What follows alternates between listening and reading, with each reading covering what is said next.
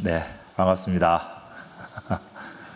목사님께서 자리를 안 비우셔야 되는데 계속 제가 또 말씀을 나누게 돼가지고 또 많이 긴장한 상태로 섰습니다. 여러분 기도하는 마음으로 한번 들어주시기 바랍니다. 또 하나님의 말씀이 우리에게 어떤 은혜를 주시는지 함께 나눴으면 좋겠습니다. 오늘 13절에 나오는 이 사람들은 이렇게 말하는데요. 이 사람들은 이제 8절과 12절에 소개되고 있는 아브라함과 사라와 이삭과 야곱을 말합니다. 이들은 하나님께서 그들에게 약속을 주셨고, 그러나 그 약속이 성취되는 것을 끝내 보지 못한 채로 죽은 자들입니다. 근데 히브리서는 뭐라고 말하느냐 하면 이들이 하나님께서 약속하신 바가 반드시, 하나님께서 약속하신 바를 반드시 행하실 것이라는 믿음을 가지고 살았던 사람이다, 이렇게 증언합니다. 근데 보기는 했는데 약속이 성취되는 것은 보지 못했죠. 근데 이 본 것에 대해서 요한복음 8장 56절에 예수님은 이렇게 말씀하시는데요. 우리 한번 같이 좀 보여주시겠습니까? 요한복음 8장 56절. 예수님께서 아브라함에 대한 이야기를 하시는데 같이 읽겠습니다. 시작. 너희 조상 아브라함은 나의 때 볼 것을 즐거워하다가 보고 기뻐하였느니라, 이렇게 말해요. 네. 그러니까 아브라함은 예수님의 때가 올 것을 보고 기뻐했다, 이렇게 말하고 있거든요. 이 말씀에 대해서 아주 유명한 우리 합동적 개혁주의의 아버지라 할 수 있는 존 칼빈은 이렇게 이야기합니다. 아브라함이 육안이 아닌 믿음의 눈으로 메시아의 날을 바라보았고 또 그것을 보고 기뻐했다, 이렇게 해석하고요.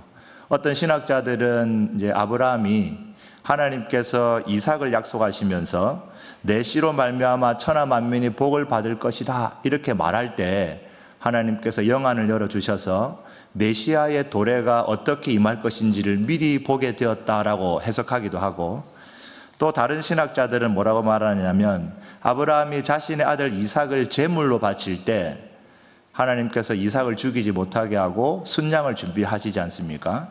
그 순양을 준비하시는 모습을 보고 메시아의 사역들을 그때 발견했다, 이렇게 해석하기도 합니다. 그러니까 이런 신학자들의 공통적인 의견은 뭐냐면 아브라함이 선지자처럼 지금 당시의 일이 아니라 하나님께서 일하실 먼 미래, 예수님께서 오셔서 완성하실 메시아의 때를 보았다, 이렇게 해석하는 거예요. 그리고 그것을 보고 기뻐했다, 이렇게 말하는 겁니다. 여러분, 하나님의 약속을 영안이 열려서 보고 기뻐할 수 있는 일은 사실 매우 이례적인 일일 겁니다. 이 아브라함 당시에도 그렇게 많은 사람들이 있었을 텐데, 근데 아브라함에게는 그것이 보여졌다는 거예요.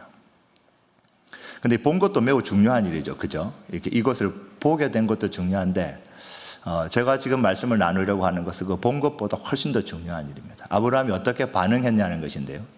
하나님께서 보여주신 그 약속, 메시아의 도래, 하나님 나라의 역사를 본 아브라함이 그 일을 오늘 말씀에 보면 환영했다, 이렇게 말하고 있어요. 그것들을 멀리서 보고 환영한 거예요. 멀리서 보고 하나님의 일이 저기서 이루어지는 멀리서 보고 막 환영한 거예요. 여러분, 환영한다는 것은 뭡니까? 와, 이렇게 좋아하는 거죠. 야, 이렇게 막 박수 치면서 그 일이 이루어지기를 기대하고 있는 겁니다. 예수님께서 말씀하실 때 예수님은 나의 때 볼 것을 기다리며 즐거워하다가 보고 기뻐했다고 그래요. 그러니까 이 두 단어의 표현은 이것을 보고 난 이후에 아브라함의 마음이 기쁨이 막 샘솟았다는 뜻이에요. 그 기쁨이 샘솟으면서 아브라함의 삶에는 새로운 변화가 나타납니다. 오늘 저는 아브라함의 변화가 어떻게 나타나는지를 먼저 좀 살펴보려고 하는데요. 여러분, 아브라함에게 찾아온 그 기쁨은 아브라함의 삶을 첫 번째로는 자신이 어디에 소속한 존재인지를 새롭게 깨닫게 합니다. 쉽게 말하면 내가 이 땅에 속한 사람이 아니라 하늘에 속한 사람으로 하나님께서 나를 부르시는구나 라고 하는 사실을 깨닫게 된다는 거예요. 아브라함이 하나님께서 하란에서 그를 불러냅니다. 본토 친척 아비 집을 떠나 내가 너에게 지시할 땅으로 가라, 이렇게 말했어요. 그 말씀을 듣고 나올 때 그가 어디로 가야 될지 알지 못했지만 하나님께서 그렇게 말씀하셨기 때문에 그는 자신의 가산을 다 이렇게 챙겨가지고 이렇게 나옵니다. 이렇게 나왔는데 가나안 땅쯤 이제 뭐 이렇게 흘러 들어서 거길 들었을 때 보기 전에 말입니다. 아까 신학자들이 말했을 때처럼 내 씨가 천하 만민의 복이 될 거다 이렇게 말했거나 이삭을 이제 제단에 하기 전에 하나님께서 보여주시면서 메시아의 도래를 보여주셨거나 어쨌든 언제가 되었든지 그게 보기 전까지는 그가 어떤 생각을 했을 가능성이 높으냐면 하나님께서 옮기신 그 가나안 땅에서 내가 정착을 해야 되나라고 생각했을 가능성이 높다는 거예요. 왜냐하면 하나님께서 내가 지시할 땅으로 가라고 그랬으니까 지시할 땅이 거기잖아요. 지금 옮겨온 땅 거기서 살 수 있도록 하시나 이 생각을 했을 수 있다는 거예요. 근데 하나님께서 메시아가 이 땅에 오시고 하나님의 나라가 어떻게 이루어질지에 대한 그것을 멀리서나마 보게 하신 이후에 아브라함은 완전히 생각이 바뀝니다. 어떤 생각이 바뀌냐면 가나안 땅에 내가 있을 곳이 아니구나라고 생각한 거예요. 그러면 어디를 바랐을까요, 여러분? 히브리서 11장 10절을 한번 보십시오. 여러분, 우리가 읽었던 바로 앞에 히브리서 11장 10절을 보십시오. 그가 어디를 바랐는지, 보고 난 이후에 어디를 바랐는지 한번 읽어보겠습니다. 시작. 이는 그가 하나님이 계획하시고 지으실 터가 있는 성을 바랐습니다. 하나님께서 지시할 땅으로 가라 해서 나오긴 했지만 하나님이 지시할 땅, 그곳 가나안 땅이 자신이 영원히 정착할 땅이라고 생각하지 않았다는 거예요. 도리어 어디가 내가 가야 할 땅이라고 생각했다는 겁니까? 하나님께서 계획하시고 하나님께서 지으실 터가 있는 성을 바랐다는 거예요. 하늘에 있는 성을 바랐다고 말해요. 히브리서 기자는. 그래서 자신 눈앞에 있는 내가 가나안 땅에 속한 사람이 아니라 하늘에 속한 사람이구나라는 사실을 깨닫고 그의 소속, 정체성이 완전히 바뀝니다. 그가 본 그 기쁨이 그의 소속이 어딘가를 바꾼 거예요. 두 번째로 그에게 나타나는 삶의 변화는 현재의 불편함을 감수하는 자발적인 나그네의 삶을 선택한다는 거예요. 내가 이 땅에 살아갈 사람이 아니라는 사실을 그가 알고 난 이후에 그는 빨리 가나안 땅에서 터를 잡고 자신의 성을 쌓고 거기에서 잘 살면서 목축을 하고 뭐 이렇게 할 생각을 하지 않아요. 우리를 어디로 가라 이렇게 말씀하시면 제일 먼저 거기 도착한 그 자리에서 뭐부터 하시겠습니까, 여러분? 살 집을 지어야 될 거 아니에요. 거기서 살 거니까 집을 딱 짓고 이제 뭐 하고 살아야 되지 하면서 이제 직장도 찾고 막 그렇게 할 거 아닙니까? 근데 아브라함의 삶을 쭉 추적해 보면은 아브라함이 어디로 옮길 때마다 집을 지어서 거기에서 정착하려고 했던 흔적이 보이지 않는다는 겁니다. 그냥 장막에 계속 거한다는 거예요. 무엇을 보고 난 이후에 그렇습니까? 나의 때 볼 것을 보고 기뻐한 그 기쁨이 그게 이제 자기가 정착해서 살지 않고 떠돌이 인생으로 살도록 이렇게 만들었다는 거예요. 여러분, 여행은 가끔 하면 좋죠. 여행은 참 좋습니다. 예, 가끔 하면 좋죠. 누가 먹을 것도 다 챙겨주고 막 그러면 좋아요. 그런데 여행을 평생 동안 하라 이렇게 말하면 여러분 선뜻 나서시겠습니까? 음식을 어디서 먹어야 될지, 잠을 어디서 자야 될지 이런 걸 늘 고민하면서 이제 평생을 지내야 되는데 그걸 선뜻 나서가지고 내가 그걸 좋겠다 생각하면서 나가는 사람은 없을 거예요. 나그네의 삶도 본질적으로 매우 불편하고 고통스럽습니다. 예, 아브라함에게 나그네 삶은 그가 너무 좋다 이렇게 해서 선택한 삶이 아니었을 거예요. 누구라도 떠돌아다니는 인생보다는 잘 정착해가지고 자식들 기르고 후손들 보면서 잘 살았으면 좋겠다 생각했을 겁니다. 그런데 아브라함은 그렇게 살지 않았다는 거예요. 불편함을 감수했다는 겁니다. 자발적으로. 그래서 하나님께서 그를 지내게 하시는 곳에서 또 어떤 일로 인해서 떠나가게 하시면 언제든지 짐을 싸가지고 이렇게 떠나갑니다. 그 짐이 매우 가벼웠을 것 같아요. 나그네로서의 결핍이나 고난 그리고 불편함이나 또 불이익은 얼마나 컸겠습니까? 그런 것을 감수하면서 이제 그 평생을 그렇게 살았다는 겁니다. 세 번째로 그의 삶은 자연스럽게 그렇게 흘러가는 삶을 살면서 자연스럽게 하나님께서 어떤 일을 하시는지를 사람들에게 보여주는 삶을 살게 된다는 거예요. 나그네로 살아가긴 했지만 아브라함은 나그네로 살아가긴 했지만 결코 주목받지 못하는 인생은 아니었어요. 왜냐하면 여러분, 이 나그네로 살기로 작정한 아브라함의 믿음은 하나님께서 당신이 행하신 약속을 반드시 이루고 하나님을 붙들고 살아가야 한다는 확신 속에 살았기 때문에 하나님은 그 약속을 믿는 아브라함에게 하나님의 복을 지속적으로 공급해 줍니다.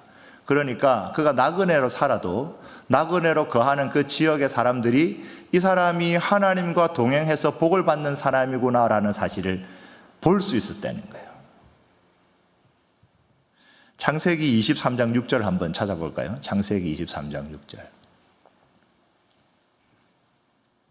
우리 같이 한번 창세기 23장 6절을 한번 읽어보겠습니다. 시작.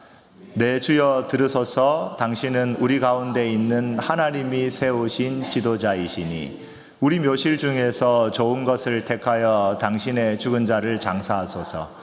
우리 중에서 자기 묘실에 당신의 죽은 자 장사함을 금할 자가 없으리이다. 이렇게 말합니다. 여기서 이 말하는 사람들은 헷 족속 사람들이고요.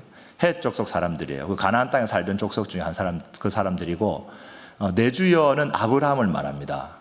아브라함의 아내 사라가 죽었을 때 사라를 매장할 땅이 없어가지고 아브라함이 헷 족속 사람들에게 내가 이 땅을 사겠다, 막벨라고를 사겠다 이렇게 말하니까 헷 족속 사람들이 이 말을 하는 거예요. 일단 먼저 내 주여 이렇게 말해요. 여러분, 나그네한테 자기 동네에 뭐 이렇게 어중이 떠중이 떠들면서 살아가는 사람들한테 내 주여라는 말이 가능하겠습니까? 그렇지 않겠죠? 여러분, 이건 아브라함이 그들에게서 어떻게 인정받고 있는지를 보여주는 말이에요. 그리고 그들이 뭐라고 이제 고백하냐면, 당신은 우리 가운데 있는 하나님이 세우신 지도자라고 말하는 거예요. 우리 가운데 있는 하나님이 세우신 지도자. 여러분이 헷 족속 사람들이 아브라함 통해서 누구를 알게 된 겁니까? 누구를 알게 됐어요? 하나님을 알게 됐어요. 아니, 나그네로 살아가는 사람이거든. 나그네로 한 며칠 왔다가 살든지 한 몇 달 있다가 지나가는 사람인데, 그가 하나님이 세우신 어떤 사람이라고요? 지도자. 하나님이 세우신 것도 놀라운데 이 사람이 자기들의 지도자라는 거야. 나그네가, 외국인이, 이방인이. 헷 족속 사람들이 아브라함을 어떻게 인정하고 있는지를 알 수가 있어요. 그러니까 아브라함은 하나님께서 보여주신 멀리 있는 메시아의 도래를 보고 마음에 기쁨이 넘치게 되고, 그 기쁨에 넘친 것 때문에, 그것의 확신 때문에 자신이 이 땅에 속한 사람이 아니구나, 나는 이 땅에서 이렇게 있는 사람이 아니구나라고 하면서 장막 생활을, 불편함을 감수하면서 막 살아가고 있을 때, 그렇게 살아가는 모습들을 이방 사람들이 보고, 아니 실제로는 그 땅의 주인들이죠. 그 땅의 주인들이 보고, 이 사람은 비범한 사람이다. 이 사람은 놀라운 사람이다. 왜냐하면 하나님이 그에게 복을 주시는 것을 우리가 눈으로 보기 때문이다. 이렇게 고백하는 거예요. 놀랍죠? 놀라운 겁니다, 여러분. 이건 놀라운 거예요. 네. 거기 있는 사람들보다 이방인으로 살았던 아브라함이 훨씬 더 큰 복이 되고, 그래서 아브라함은 어디를 다니든지 어느 곳으로 다니든지 그가 하나님의 복을 흘려보내는 복의 통로가 된다는 거예요. 자연스럽게 그의 삶을 통해서 하나님께서 영광을 받으시는 거예요. 이와 같이 아브라함은 하나님의 부르심을 따라서 이 땅에 살면서도 그가 하늘을 향해 나아가는 나그네이며, 그에게 주셨던 약속들을 하나님께서 반드시 이루실 거라고 확신하며 살았던 사람입니다. 약속을 듣고 그 성취를 멀리서 봤지만, 그 성취를 본 것만으로도 아브라함은 기뻤고, 그 기쁨이 아브라함과 후손들의 발걸음을 가볍게 만든 거예요. 아브라함의 발걸음은 굉장히 가벼운 거예요. 그 후손들도 말이죠. 여러분, 예수님께서 앞서 요한복음에서 아브라함을 보고 뭐라고 말씀하셨습니까? 아브라함이 나의 때 볼 것을 즐거워하다가 보고 기뻐했다, 이렇게 말씀하시거든요. 아시다시피 구약의 약속과 계시는 신약이 점점 다가오면 올수록 점점 더 선명해집니다. 그러니까 그때는 좀 희미하게 알았던 것들이 예수님이 오시는 시대로 오면 올수록 더 분명해지고, 누가 오시면 명확하게 보일까요? 예수님이 오시고 난 이후에는 그게 명확하게 보이게 됐어요. 그래서 지금은 예수님께서 이전에 있었던 모든 구약의 그 약속들이 어떻게 성취가 되었는지 분명하게 말씀하시고 우리는 성경을 통해서 그걸 그대로 보고 있는 사람들이에요. 그러면 한번 생각해 보십시오. 아브라함은 앞으로 예수님 때에 이루어질 것을 멀리서 보고 그걸 막 환영하면서 기뻐했잖아요. 그죠? 근데 그게 예수님이 오셔가지고 자, 이 약속은 바로 이것이야 하고 완성된 걸 쫙 보여주시면서 예수님 이후에 믿는 모든 사람들에게 그것에 대해서 의심할 수 없는 확실함으로 우리에게 딱 보여주신 거예요. 그러면 우리가 쉽게 생각해서 아브라함이 더 기뻐야 됩니까? 우리가 더 기뻐야 됩니까?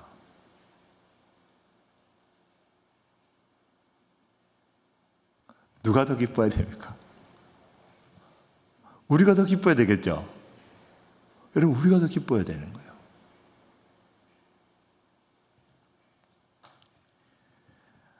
우리는 예수님께서 오셔서 메시아의 때에 행하신 일들을 분명히 보고 압니다. 예를 들면 하나님께서 우리를 어떻게 창조하셨는지, 우리가 어떻게 타락에 이르게 되었는지, 우리의 타락이 우리를 얼마나 고통 가운데 살게 했는지, 그리고 그것으로부터 건져내기 위해서 예수님께서 어떻게 오셨는지, 어떤 순환을 받으셔야 했는지, 그가 어떻게 부활하셔서 죽음을 이기셨는지, 그리고 그 이후에 우리에게 어떤 것을 행하시겠다고 약속하셨는지를 분명하게 보여주셨어요. 누구는 희미하게 봤다고요? 아브라함이요. 그런데 우리는 어떻게 보고 있습니까? 선명하게 보고 있는 사람들이에요. 그런데 가만히 생각해 보니까 아브라함이 그 힘이 흐릿하게 보고 그렇게 기뻐했는데 우리는 막 선명하게 봤는데도 이게 조금 덜 기쁜가? 그런 생각이 좀 드시죠? 여러분, 분명하게 보이십니까? 아브라함이 희미하게 보면서 기뻐했던 그 실체가 예수님을 통해서 여러분 선명하게 보이세요? 우리의 기도 제목은요, 하나님께서 행하신 모든 일들이 나에게 선명하게 보여서 아브라함이 기뻐했던 것에 갑절이나 내 인생이 기쁘게 되는 것이 우리의 기도 제목이어야 돼요. 그게 진짜 그렇게 되면 우리의 인생이 완전히 변하는 거예요. 누구처럼요? 아브라함의 인생이 변했던 것처럼 우리의 인생이 변하게 돼 있어요. 근데 그게 잘 안 보여지는 것이 우리의 한계란 말이죠. 자, 저는 그래서 이 기쁨이 우리를 어떤 삶으로 이끌어 가는지를 또 어떻게 하나님께서 기대하고 계신지를 같이 좀 나누려고 합니다. 제가 생각했던 것보다 시간이 훨씬 빨리 가네요. 이게 이제 5쪽까지 가야 되는데 3쪽까지 가가지고 빨리 달려보겠습니다. 먼저 하나님은 그 이전 한참 이전부터 구속의 역사를 우리에게 약속해 주셨다는 것 알고 계시죠? 아담이 죄를 범죄하고 난 이후에 짐승을 잡아서 가죽 옷을 입히시면서 하나님은 우리를 피해 제사로 구원하시겠다고 하는 사실에 대해서 딱 표징으로 보여주셨단 말이에요. 그때부터 계속적으로 하나님은 어떤 일들을 행하실지에 대한 약속을 계속 하나님이 그 백성들에게 가르쳐 주십니다.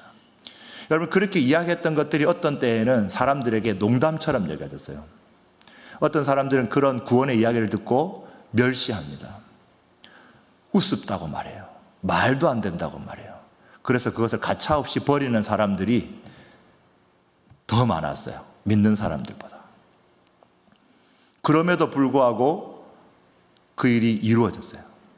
아브라함은 그 약속의 실현이 이삭이 태어나는 것을 보면서 봤을 가능성이 높아요. 내가 네 자손을 통해서 천하 만민이 복을 받게 하겠다 이렇게 말했을 때 자손이 없을 때는 긴가민가 했지만 이삭이 태어나는 순간 아브라함은 하나님의 약속이 반드시 이루어지는구나라는 사실을 깨달았던 것 같아요. 여러분, 우리는 예수님이 오신 그때까지 이야기를 보면서 무엇을 확신하게 되느냐면 하나님의 약속은 변치 않고 하나님은 그 약속을 반드시 이루신다라는 것이에요. 아멘. 여러분, 이것이 첫 번째입니다. 여러분, 이것이 첫 번째로 우리가 메시아의 도래를 확실히 보고 세상 사람들과 다르게 살아가는 첫 번째의 가치가 되는 거예요. 무엇을 확신하는 사람으로 변한다는 겁니까? 하나님의 약속은 반드시 이루어진다는 거예요. 여러분 한번 좀 확신 가지고 말씀해 보세요. 하나님의 약속은 반드시 이루어진다. 같이 해봅시다. 시작. 하나님의 약속은 반드시 이루어진다. 여러분 아브라함이 이것을 확신한 거예요. 하나님의 약속은 반드시 이루어진다는 겁니다. 그리고 하나님은 변치 않으시는 신실하신 하나님이라는 거예요. 이게 세상 사람들과 우리의 매우 큰 차이입니다. 그리고 이 삶의 태도를 우리는 어떤 일이 있어도 견지해야 돼요. 하나님이 이 땅에 없는 것처럼 보이고 내 삶이 너무 고통스러워서 하나님이 도대체 어디 있어라고 말할 것 같은 그런 순간에도 하나님의 약속은 반드시 이루어지고 그분은 변치 않으시는 신실하신 분이라고 하는 약속을 꽉 붙들고 있어야 돼요. 그럼 사람들이 늘 불확실한 미래 때문에 불안해합니다. 세상이 나에게 주는 미래에 대한 약속들이 있어요. 그 약속들이 뭐냐면 돈을 많이 가지고 있으면 좀 편안할 거다 이렇게 말하는 약속이에요. 그런데 우리가 잘 알고 있죠? 돈이 우리의 미래를 약속해 주지 못한다는 거예요. 우리의 자녀들이 우리의 미래를 책임져 줄 것이다. 약간 그런 마음이 생기긴 하지만 그래도 그건 믿을 만한 것이 못 되죠. 또 어떤 것들이 세상에서 여러분들의 미래를 내가 책임져 주겠다고 하고 약속합니까? 무슨 기술이요? 뭐 지식 이런 거? 아닙니다. 그런 약속들은 너무나 불안한 약속들이에요. 그래서 사람들이 그 불안한 약속에 막 흔들리고 있잖아요. 하나님은 우리에게 흔들리지 않은 약속으로 너와 함께 하겠다고 우리를 만나 주시는 줄 믿습니다. 두 번째로 우리가 좀 기억해야 될 것은 나그네로 살았던 아브라함은 성공이나 부요함에 목매지 않았다는 거예요. 여러분 이제 조카 롯과의 그 이야기를 좀 보면 알 수 있습니다. 아브라함의 때도 막 이렇게 많이 늘어났어요. 부유해졌어요. 롯도 이렇게 많이 이렇게 부유해졌어요. 이게 같은 자리에 있기가 너무 힘들어진 거예요. 그래서 막 사람들끼리 싸웠어요. 이랬더니 이제 너무 사람들이 이렇게 자기 그 목동들이 싸우니까 아브라함이 야 이제 우리가 같이 못 있겠다. 롯, 네가 원하는 곳으로 갈 수 있다. 이 좋은 땅을 보고 네가 원하는 곳으로 가라 이렇게 말합니다. 그랬더니 롯이 어떻게 하냐면 이렇게 보다가 양치기 좋고 또 풀이 많고 이런 데를 찾아서 갑니다. 그러니까 소돔과 고모라 땅이에요. 성공이 있을 곳, 세상이 나로 하여금 더 부유하게 해줄 것 같은 곳으로 롯은 찾아 떠났어요. 근데 그때 아브라함은 자신이 나는 도대체 어디를 가야 되나 이렇게 하면서도 어디를 찾아가지고 내가 성공할 곳을 찾아서 내가 더 부유할 곳을 찾아서 떠나가지 않습니다. 그때 하나님께서 뭐라고 약속해 주시냐면 이 모든 것을 봐라. 네가 밟는 거다 모든 게 될 텐데 내가 너의 기업이 될 거다 이렇게 약속해 주시는 거예요. 여러분 아브라함이 세상의 성공이나 부유에 목매지 않은 것은 하나님께서 자신의 영원한 기업이 될 것이라고 믿었기 때문이에요. 그래서 그는 재산 증식을 위한 투자를 하지도 않고 다른 것도 하지 않습니다. 요즘에 그 삼성 주식이 정말 그거 하나만 갖고 있었어도 참 좋았을 텐데.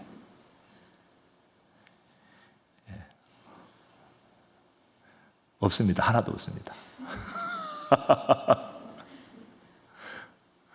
그런데 이게 마음을 약간 요동하게 하지만 저로 하여금 새롭게 깨닫게 하는 것은 나의 기업은 영원한 하나님. 우리가 찬양에 불렀지 않습니까? 나의 영원하신 기업 생명보다 귀하다.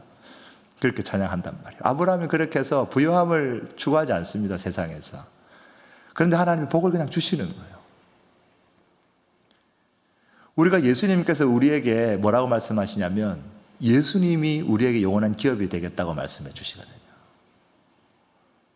그보다 더 큰 기업이 어디 있습니까? 영원히 먹을 수 있는 양식을 우리에게 허락하시고 하늘나라에 상을 주시잖아요.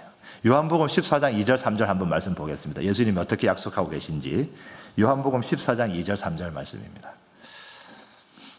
우리 또 같이 한번 읽어보겠습니다. 시작. 내 아버지 집에 거할 곳이 많도다. 그렇지 않으면 너희에게 일렀으리라. 내가 너희를 위하여 거처를 예비하러 가노니 가서 너희를 위하여 거처를 예비하면 내가 다시 와서 너희를 내게로 영접하여 나 있는 곳에 너희도 있게 하리라. 아멘. 여러분 이것보다 더 큰 약속이 어디 있습니까? 좋죠? 여러분, 이 약속을 우리한테 주신 거예요.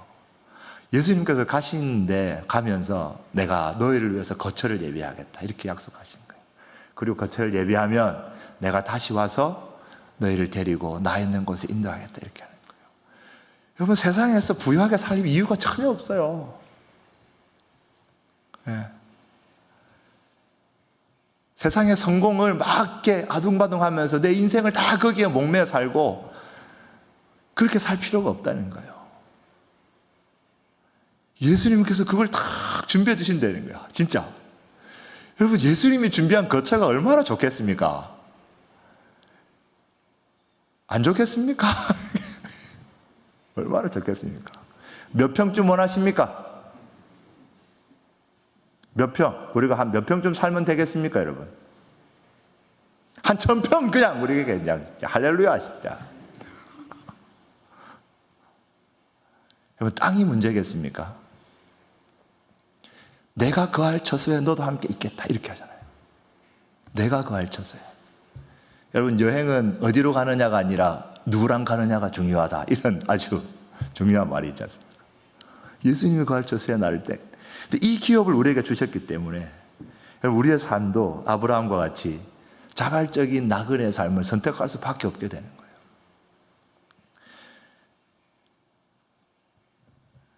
우리에게 하나님은 약속을 반드시 지키는 분이라는 사실을 알게 하시고 또 우리에게 영원한 기업을 허락하신 하나님 때문에 우리도 이 땅에 살아가는 동안에 우리 스스로를 무엇라고 증언할 수 있겠습니까? 오늘 본문에 말했던 것처럼 우리를 외국인과 나그네로 증거하는 삶을 살 수 있다 이렇게 말하는 것이에요.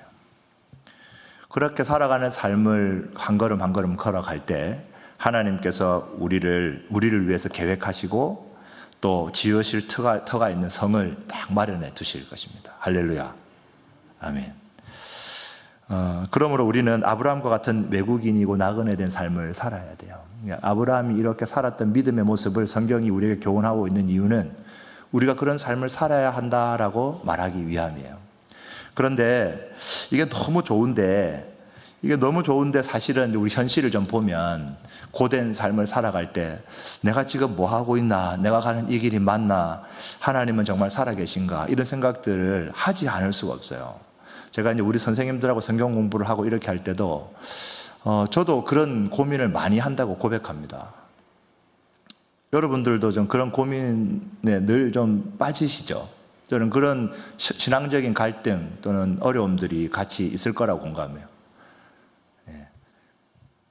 이런 고민은 저는 당연하다고 생각해요. 우리가 가지고 있는 육신의 삶이나 고된 삶이 우리로 하여금 멀리 보지 못하게 하기 때문에 우리는 좀 근시안적인 삶을 갖고 있기 때문에 이제 하나님께서 주시는 그 먼 미래가 아브라함이 멀리 있는 것을 본 것보다도 훨씬 더 흐릿하게 잊어버리는 때가 많다는 거예요. 그런데 이럴 때 꼭 기억해야 될 말씀이 있습니다. 그게 오늘 본문 16절 말씀입니다. 오늘 본문 16절 말씀을 한번 읽어보겠습니다.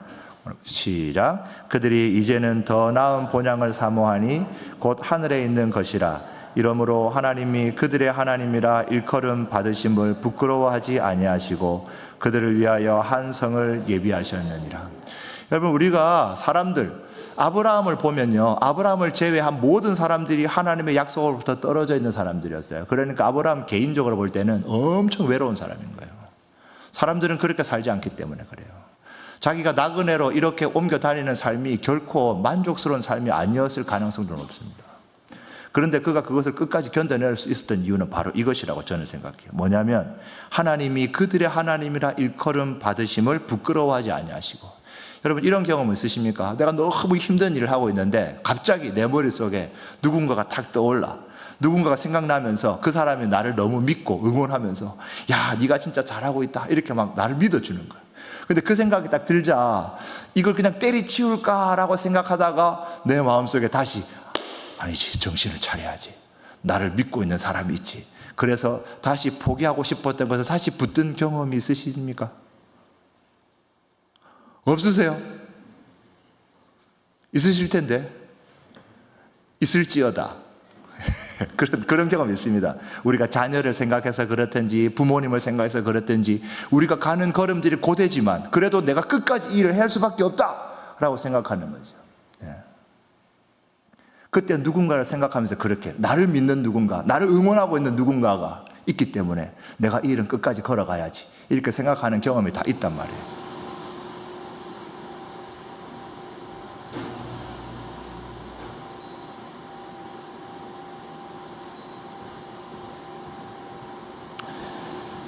그런데 지금 오늘 아브라함은 뭐라고 말씀하고 아브라함에게 하나님 뭐라고 말씀하고 있냐면, 하나님께서 그들의 하나님이라 일컬음 받으시기를 부끄러워하지 않으셨다는 거예요. 세상의 기준으로 보면 완벽하고 고귀한 존재가 낮고 천하고 흠이 많은 존재와 섞이는 것을 매우 부끄럽게 생각합니다. 수준 차이가 나니까. 아유, 내가 이 정도 수준인데 이 사람들하고 내가 견주어서 되겠어, 이런 생각을 하잖아요. 사는 세상이 그래서 다르잖아요. 그렇죠? 그런데 하나님은 기꺼이 자신을 아브라함의 하나님, 이삭의 하나님, 야곱의 하나님이라고 소개하는 데에 부끄러움이 없으시다는 거예요. 그런데 이 사람들이 얼마나 부끄러운 사람들인지 여러분 아시죠? 아브라함 어떤 사람입니까? 자기 목숨을 살리기 위해서 자기 아내를 파는 사람이에요. 누군가가 여러분 주변에 그런 사람이 있다고 하면, 아, 이 사람은 내가 진짜 친한 사람입니다 이렇게 말하겠습니까? 그 말하기 어렵죠. 야곱은 어떻습니까? 얼마나 속이기를 잘했든지. 예. 여러분 혹시 여러분들의 또 다른 아는 지인이 야곱과 같다면 야곱이 이렇게 말할 때 나 당신 모르는, 이렇게 말하지 않겠어요? 정말로 몇 번이나 사람들을 속이고, 이렇게 자기 아버지도 속여, 자기 형도 속여, 막 이렇게 하는 사람인데요. 그런데 하나님께서 그 사람의 이름 뒤에 자신의 이름을 묶는단 말이에요. 아브라함의 하나님 이렇게, 야곱의 하나님 이렇게요. 이삭은 잘 눈에 드러나진 않지만 그래서 막 두드리는 사람. 이삭은 어떤 사람이냐면, 다른 사람들이 와가지고 이 우물은 우리 것이다, 너희들은 꺼져 이렇게 말하면 예 하고 그냥 꺼진 사람이에요. 좀 당차게 일어나가지고 무슨 소리야, 이건 우리가 한 거야 이렇게 말하지 않고 말입니다. 예 하면서 이렇게 간 사람, 좀 비겁해 보이는 사람이에요. 그 사람 이름 뒤에 하나님 이름 붙이기를 부끄러워하지 않았다는 거예요. 여러분 그 정도 되면 하나님께서 이거랑의 하나님 이렇게 말할 때 제 이름 뒤에 하나님의 이름을 붙이면서 내가 너 이름을 붙이는 걸 부끄러워하지 않는다 말하면 제가 부끄러울 것 같아요. 왜? 내가 누군지를 잘 아니까. 여러분 이름 뒤에 하나님의 이름이 붙는 게 우리가 생각할 때 좀 부끄러워. 여러분 안 그렇습니까? 우리가 하나님 앞에 어떤 걸 보여요? 사람 앞에서 보일 때도, 하나님 앞에 보일 때도 내가 뭐 잘하는 거 있다고 이렇게 보이면서 그 뒤에 붙일 수 있습니까? 저는 제가 이 말씀을 좀 준비하면서 야 진짜 부끄러운데? 이런 생각이 들었어요. 하나님께서 누군가 앞에서 내가 이거랑의 하나님이다 이렇게 말하면 하나님 저 말고 저 다른 분의 하나님이라고 해주세요 이렇게 말해야 되는 거 아닌가 생각이 든단 말이에요. 근데 하나님께서 뭐라고 말씀하시는 거예요? 지금 그들의 이름 뒤에 내 이름을 붙이기가 부끄럽지 않다는 거예요. 왜 그러냐면 아브라함과 이삭과 야곱이 멀리서 바라보았던 그 하나님께서 오실 것이라고 그 약속을, 그 인생을 다해서 따라가기로 결정한 삶이기 때문에 그래요. 가는 동안에 실패가 있을 수 있었습니다. 가는 동안에 여러 번 실수했습니다. 가는 동안에 하나님이나 사람이 보기에 부끄럽다고 말할 행동도 했어요. 그럼에도 불구하고 그 가는 방향에 있어서 한 번도 돌이킨 적이 없는 거예요. 이 땅에서 나그네 살기를 결정하고 나의 소속은 하늘에 속해 있고 하나님께서 이 땅에서가 아니라 나를 하늘로 부르고 계시다는 그 삶에 대한 헌신이 그렇게 나아가는 믿음의 백성들을 향해서 이들이 지금 우리가 보기에는 좀 부끄러워 보일지 몰라도 나는 이들 편에 서겠다고 말씀하고 계시다는 거예요. 여러분 그것이 얼마나 우리를 향한 적극적인 사랑의 표현입니까? 여러분 지금 현재 우리의 모습이 약간 좀 부족해 보이고 연약해 보이고 약해 보이고 부끄러워 보여도 우리의 삶의 방향을 아브라함과 같이 이삭과 같이 야곱과 같이 나그네로, 왜 나그네로 살아요? 우리의 본향이 하늘에 있기 때문에 이 삶을 선택하고 나가겠다고 한 걸음씩 걸을 때마다 하나님께서 우리의 하나님이다 말씀하시기를 부끄러워하시지 않는다는 거예요. 그리고 이 뒤에 하나님께서 그들을 위하여 한 성을 예비하셨다 이렇게 말해요. 부끄러워하지 않을 뿐만 아니라 그들을 위해서 한 성을 예비하신 거예요. 예수님이 말씀하신 것 같이 내가 너희가 거할 처소를 예비하겠다. 여러분, 너희가 거할 처소를 예비하겠다고 말할 때 그 12제자가 예수님의 마음에 쏙 들었겠습니까? 안 들었겠습니까? 이것들 이렇게 하는 그런 제자들이었어요. 그런데 그들을 위해서 내가 처소를 예비할 테니 너희들은 여기에 붙어 있으라, 이렇게 말하는 거예요. 여러분, 우리에게 하나님께서 오늘 그렇게 말씀하시는 거예요. 예수님을 통해서 보여준 바로 그 확실한 하나님 나라의 도래, 그 약속들에 대해서 흔들리지 말고, 우리가 좀 말이 좀 흔들리고 할 수 있어도 그 일을 꼭 붙들고 있을 때 하나님께서 내가 너희들의 하나님이 되기를 부끄러워하지 않고 끝내 내가 약속한 이 성을 너희들에게 허락하겠다, 이렇게 말씀하시는 겁니다. 할렐루야. 여러분, 그게 믿어지십니까? 그게 믿어지셔야 돼요. 그래야 오늘 우리가 찬양에 불렀던 것처럼 하나님, 예수님과 함께 가는 그 한 걸음 한 걸음이 우리에게 기쁜 걸음이 될 줄 믿습니다. 사랑하는 성도 여러분, 제가 이걸 좀 정리해 봤습니다. 하나님께서 이렇게 말하는 거예요. 너희가 이 땅에 미련을 두지 않고 나를 너희의 유일한 본향으로 삼아 주었으니 나 역시 천하고 흠 많은 너희의 하나님이라 불리는 것을 세상 가장 큰 자랑과 기쁨으로 여기며 너희를 위해 최고의 처소를 선물하겠다. 아멘. 여러분, 우리는 수지 맞은 장사를 한 거예요. 예.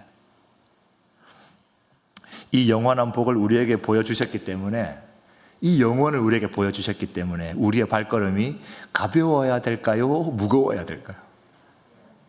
왜 이렇게 교회 나오는 걸음이 무거우세요? 이렇게 나오세요. 막 이렇게 나오셔야 돼요. 여러분, 예수님을 따라가는 걸음이 무거워야 됩니까? 가벼워야 됩니까? 가벼워야죠. 소망찬 사람들의 발걸음은 가벼운 거예요. 확신에 찬 사람들의 발걸음은 가벼운 거예요. 우리의 신앙생활은 기쁨이 넘치는 가벼운 삶이어야 돼요. 여러분, 이 가볍다는 뜻을 좀 잘못 이해하시면 안 됩니다. 막 이렇게 촐랑방생이 막 이런 건 아니고, 우리가 어려움도 넉넉하게 걷는다는 뜻이에요. 우리에게 주어지는 여러 가지 역경들을 그냥 쉽게 걷는다는 뜻이에요.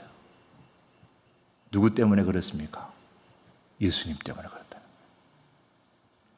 변치 않으시는 하나님, 신실하신 하나님을 믿고 또 그 하나님께서 우리에게 영원한 기업이 되실 것을 소망하면서 한 걸음 한 걸음 이 땅을 나그네와 같이 살아가는 것, 너무 좋겠죠? 아멘. 한번 해보세요. 너무 좋겠습니까? 곧 옵니다. 우리에게 지금 이 땅에서는 상상할 수도 없는 하나님의 놀라운 영원한 복이 우리의 삶을 이렇게 딱 뒤집을 때, 아브라함이 멀리서 보고 와 환영했던 것처럼 우리는 그것에 갑절이나 크게 환영하면서 주님을 만나게 될 것이에요. 그리고 그렇게 걸어가기로 결정한 사람들을 누가 부끄러워하지 않고 자랑스러워 하신다고 생각해야 돼요? 하나님이 부끄러워하지 않는다는 거예요. 하나님이 나를 부끄러워하지 않는다. 할렐루야. 근데 누구는 부끄러워하겠습니까, 여러분? 누구는 좀 부끄러워할 것 같아요? 하나님이 이걸 주시겠나 안 주시겠나? 아닌데, 요건 안 주실 것 같은데 이렇게 생각하는 사람들한테 그렇게 생각하면 안 돼요. 완전히 믿고 나가는 사람에게 주실 줄 믿습니다. 여러분, 오늘 제가 이제 말씀 제목으로 영혼을